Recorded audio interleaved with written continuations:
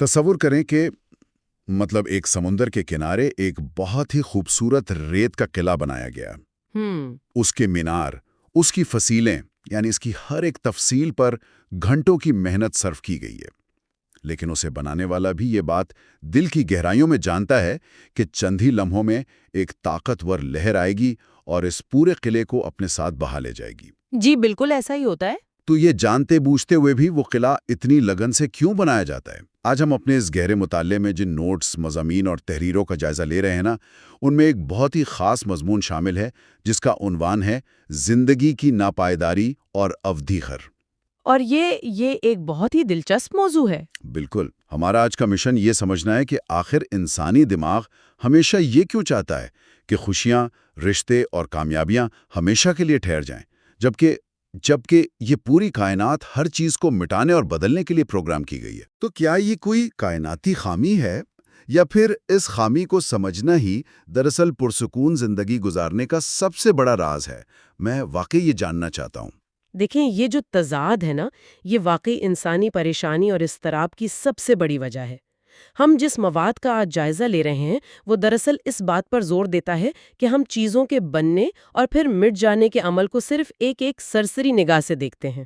یعنی ہم اس کی گہرائی میں نہیں جاتے۔ بالکل، جب ہم اپنے نوٹس اور اس خاص مضمون کی گہرائی میں جاتے ہیں تو یہ ہمیں مجبور کرتا ہے کہ ہم اس عارضی پن کے پیچھے موجود ایک باقاعدہ میکینزم کو سمجھیں۔ اچھا۔ تحریر کا آغاز ہی ایک انتہائی ٹھوس دعوے سے ہوتا ہے، اور وہ دعویٰ یہ ہے کہ اس کائنات کی بنیاد دراصل تغیر یعنی بدلاؤ کے اصول پر رکھی گئی ہے۔ مجھے اس تغیر کے اصول والے حصے نے کافی سوچنے پر مجبور کیا تھا۔ وہ کیسے؟ ہم انسانوں کی نفسیات یہ ہے کہ ہم کیمرے سے تصویریں کھینچتے ہیں تاکہ لمحوں کو قید کر سکیں۔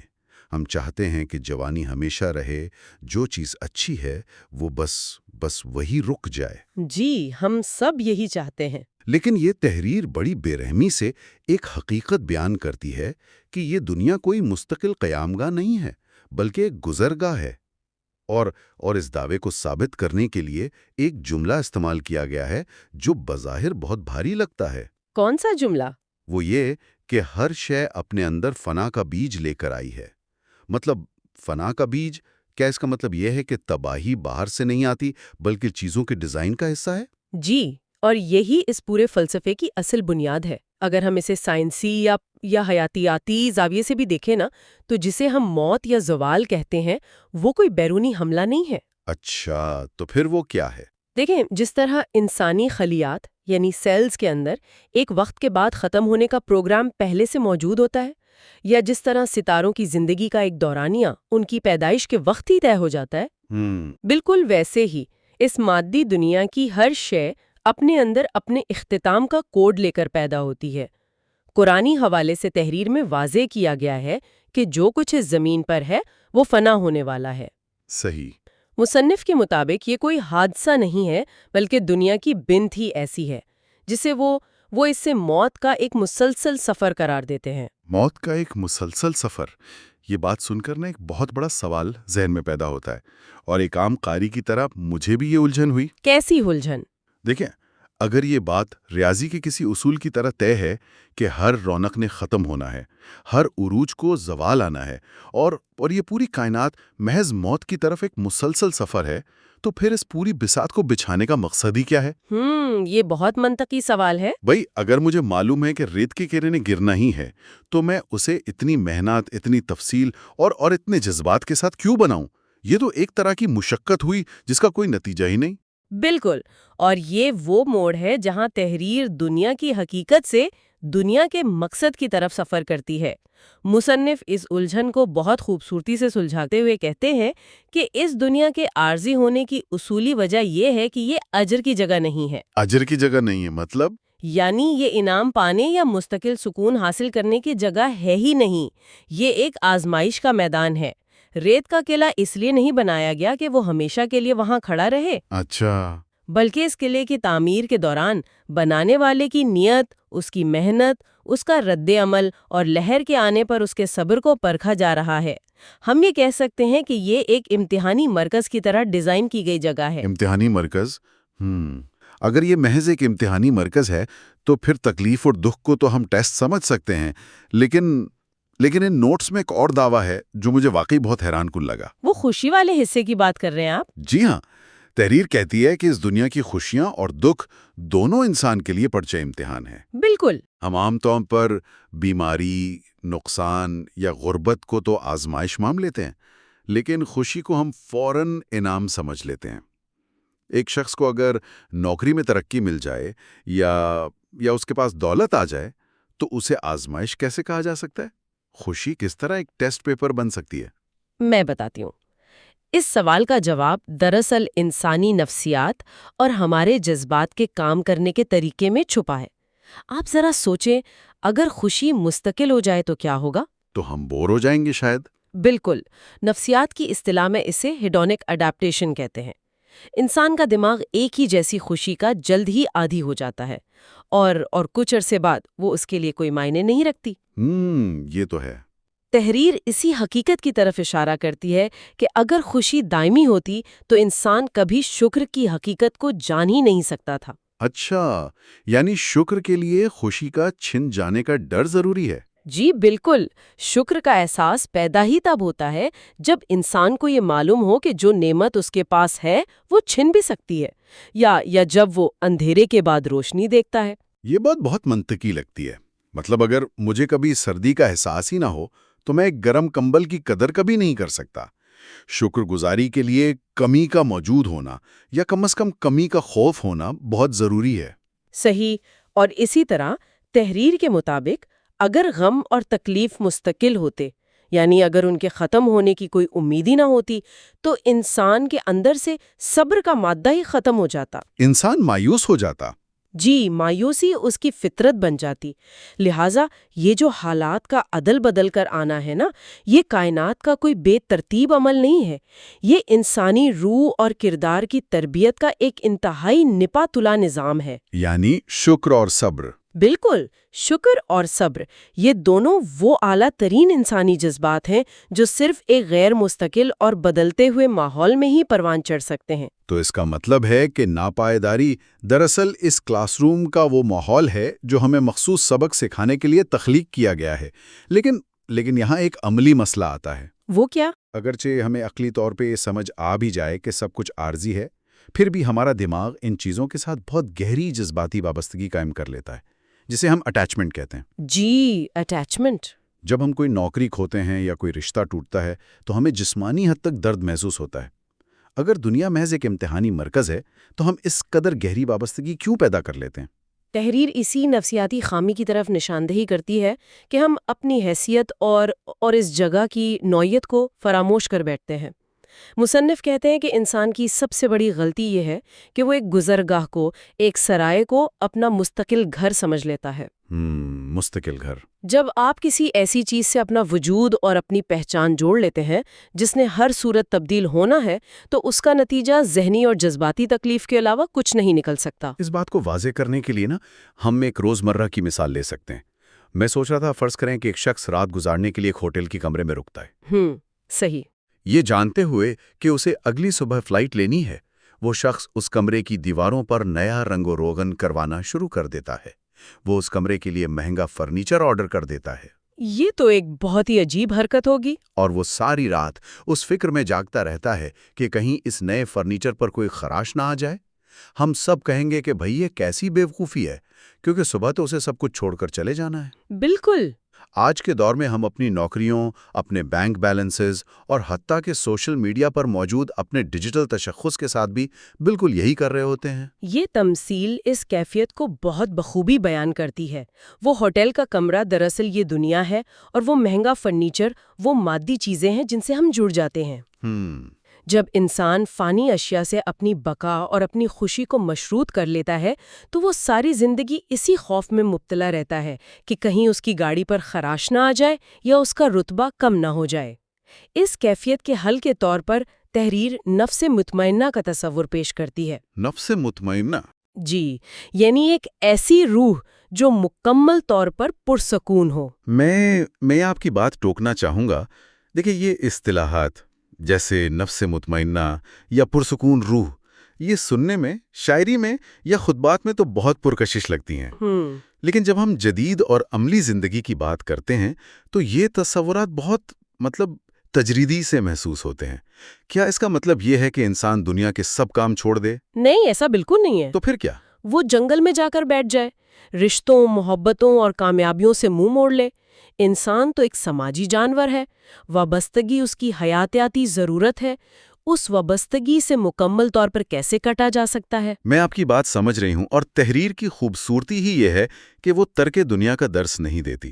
مصنف یہ نہیں کہتے کہ آپ وابستگی کو ختم کر دیں۔ اچھا، تو پھر کیا کہتے ہیں؟ وہ کہتے ہیں کہ وابستگی کا مرکز بدل لیں، ہوٹل کے کمرے کی سہولیات کو استعمال کریں، ان سے فائدہ اٹھائیں، لیکن اپنی ذات کی پہچان اس کمرے کے فرنیچر سے نہ جوڑیں۔ جدید نفسیات بھی یہی کہتی ہے، لوکس آف کنٹرول والی بات۔ بالکل، جب آپ کا لوکس آف کنٹرول یا آپ کی خوشی کا انحصار بیرونی چیزوں پر ہوتا ہے جو آپ کے اختیار میں نہیں، تو آپ ہمیشہ پریشان رہیں گے۔ تحریر کے مطابق جب انسان کی اصل وابستگی اس حقیقت مطلق یعنی خالق کائنات کے ساتھ جڑ جاتی ہے جسے کبھی زوال نہیں، تو دنیا کی چیزیں اس کے لیے محض ذرائع بن جاتی ہیں۔ یعنی وہ انہیں مقصد نہیں بناتا۔ جی، پھر اگر کوئی چیز مل جائے تو وہ مغرور نہیں ہوتا، اور چھن جائے تو اس کی دنیا ختم نہیں ہوتی۔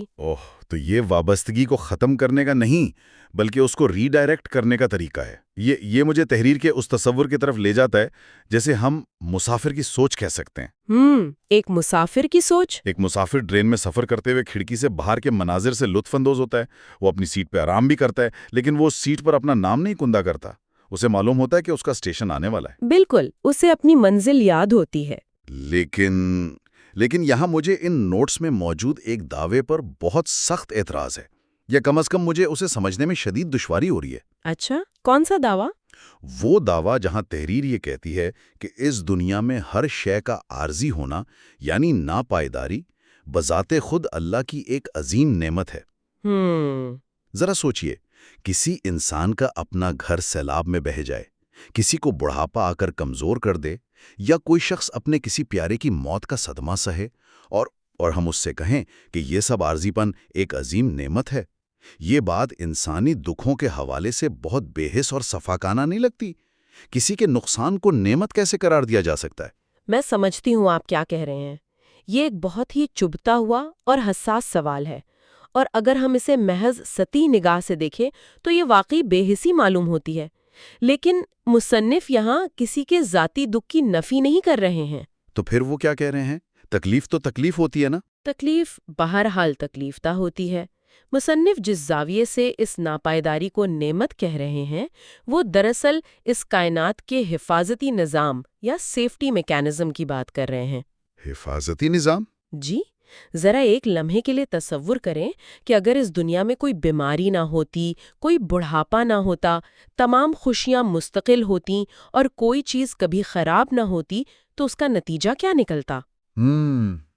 نتیجہ شاید یہ نکلتا کہ ہم اسی دنیا کو اپنا آخری ٹھکانہ مان لیتے، ہم مکمل طور پر مطمئن ہو جاتے۔ بالکل، اور یہی وہ نقطہ ہے۔ اگر یہ عارضی دنیا مکمل اور بے عیب ہوتی تو انسان کبھی اس خیر ابدی اور اس کمال کی تلاش ہی نہ کرتا جو اس کے لیے ایک دوسری اور ابدی زندگی میں تیار کیا گیا ہے۔ اچھا، یعنی انسان آگے دیکھنے کی کوشش ہی نہ کرتا؟ جی ہاں، انسان کبھی بھی اپنے اصل گھر کی طرف لوٹنے کی تمنا نہ کرتا۔ یہ ناپائیداری انسان کو اس دنیا میں مکمل طور پر سیٹل نہیں ہونے دیتی۔ یہ اس کے اندر ایک بے چینی، ایک مستقل پیاس برقرار رکھتی ہے۔ یہ ہمیں بار بار بتاتی ہے کہ جس بے عیب اور دائمی خوشی کی ہمیں تلاش ہے، وہ اس میٹیریل سے بنی ہی نہیں ہے۔ یہ بات بہت گہری ہے، یعنی یہ ناپائیداری دراصل ایک طرح کے الارم کلاک کا کام کرتی ہے۔ بالکل، الارم کلاک۔ الارم کلاک کی آواز بہت ناگوار اور چبھنے والی ہوتی ہے، وہ ہماری نیند خراب کرتی ہے، لیکن ہم اسے نعمت اس لیے مانتے ہیں کیونکہ وہ ہمیں ہماری منزل تک پہنچنے کے لیے جگا دیتی ہے، ہمیں فلائٹ مس نہیں کرنے دیتی۔ جی، بہت خوبصورت مثال دی آپ نے۔ تو اگر چیزوں کے ٹوٹنے، بچھڑنے اور بدلنے کا عمل ہمارے اندر ایک اعلیٰ منزل کی تڑپ کو زندہ رکھتا ہے، تو اس بڑے کائناتی تناظر میں اسے واقعی ایک عظیم حکمت یا نعمت کہا جا سکتا ہے۔ جی ہاں، اور جب ہم اس نقطۂ نظر کو اپنی زندگی میں شامل کر لیتے ہیں نا، تو اس کا اثر ہماری ذہنی صحت پر بہت مثبت پڑتا ہے۔ وہ کیسے؟ پھر ہم ناپائیداری کو کائنات کا کوئی نقص یا بگ نہیں سمجھتے، بلکہ اسے ایک اہم فیچر کے طور پر قبول کرتے ہیں۔ ہم سمجھ جاتے ہیں کہ دنیا کے تغیر کا اصول ہماری تربیت اور ہمیں جگائے رکھنے کے لیے ہے۔ یہ سوچ ہمیں ایک نیا وقار دیتی ہے۔ یعنی پھر ہم حالات کے غلام نہیں رہتے؟ بالکل، پھر دکھ ہمیں اندر سے توڑ نہیں پاتا، کیونکہ ہم جانتے ہیں کہ یہ دکھ بھی عارضی ہے، اور خوشی ہمیں اندھا نہیں کرتی، کیونکہ ہم اس کے چھن جانے کے امکان سے باخبر ہوتے ہیں۔ ہم نے آج کے اس گہرے مطالعے میں واقعی کچھ بہت ہی غیر معمولی زاویوں پر غور کیا ہے۔ ہم نے دیکھا کہ کیسے کائنات کی ہر شے اپنے اندر فنا کا بیج لے کر آتی ہے، جی، اور تغیر اس کائنات کا بنیادی اصول ہے۔ ہم نے اس بات کو سمجھا کہ دنیا اجر کی نہیں بلکہ امتحان کی جگہ ہے، اور یہاں خوشی اور غم دونوں دراصل ہمارے اندر شکر اور صبر کے جذبات کو بیدار کرنے کے ٹولز ہیں۔ بالکل صحیح۔ ہوٹل کے کمرے والی تمثیل نے ہمیں یہ یاد دلایا کہ عارضی چیزوں سے اپنی شناخت جوڑنا کس طرح ذہنی اذیت کا باعث بنتا ہے، اور حقیقی سکون یعنی نفس مطمئنہ صرف اس وقت حاصل ہوتا ہے جب ہم وابستگی کا مرکز خالق کی طرف موڑ دیتے ہیں۔ اور سب سے بڑھ کر یہ کہ ناپائیداری کوئی لانت نہیں بلکہ ایک ایسا حفاظتی نظام ہے جو ہمیں مسافر ہونے کا احساس دلاتا رہتا ہے۔ اور یہی وہ جامع ماڈل ہے جو اس تحریر کا اصل نچوڑ ہے۔ یہ ہمیں سکھاتا ہے کہ زندگی کی ذمہ داریوں اور اس کی خوبصورتیوں کو نظر انداز کیے بغیر کس طرح اس کے اندر رہتے ہوئے بھی اس سے ایک فاصلہ برقرار رکھا جا سکتا ہے۔ یہ ایک باشعور اور بیدار انسان کی نشانی ہے۔ بالکل، اور اس بھرپور بحث کو سمیٹتے ہوئے میں اس مطالعے کو ایک ایسے خیال پر چھوڑنا چاہوں گا جو شاید ہمیں اپنے روزمرہ کے رویوں پر دوبارہ غور کرنے پر مجبور کر دے۔ ہم نے الارم کلاک اور مسافر کی بات کی۔ اگر ہم اس پوری بحث کو سچ مان لیں، اگر اس دنیا کا ہر نقصان، ہر بچھڑنے والا رشتہ، ہر ناکامی اور ہر زوال پذیر خوشی دراصل ایک ایسا الارم کلاک ہے جو ہمیں یاد دلاتا ہے کہ ہمارا اصلی گھر کہیں اور ہے، بالکل، تو کیا اس کا مطلب یہ نہیں ہے کہ جب انسان کو زندگی میں کسی بہت بڑے دکھ، کسی صدمے یا کسی تکلیف دہ اختتام کا سامنا کرنا پڑتا ہے، تو وہ لمحہ دراصل اس کے اندر سوئے ہوئے اس مسافر کو بیدار کرنے کا سب سے طاقتور اور شاندار لمحہ ہوتا ہے؟ اگر ہماری زندگی کا ہر اختتام دراصل کائنات کا ہمیں دیا گیا یہ اشارہ ہو کہ ہمیں اس اسٹیشن پر نہیں رکنا بلکہ آگے بڑھنا ہے، تو کیا اس سوچ کے بعد ہماری روزمرہ کی چھوٹی بڑی پریشانیوں، ہماری ناکامیوں اور ہمارے دکھوں کو دیکھنے کا انداز ہمیشہ کے لیے تبدیل نہیں ہو جائے گا؟ ذرا اس پر غور کیجیے گا۔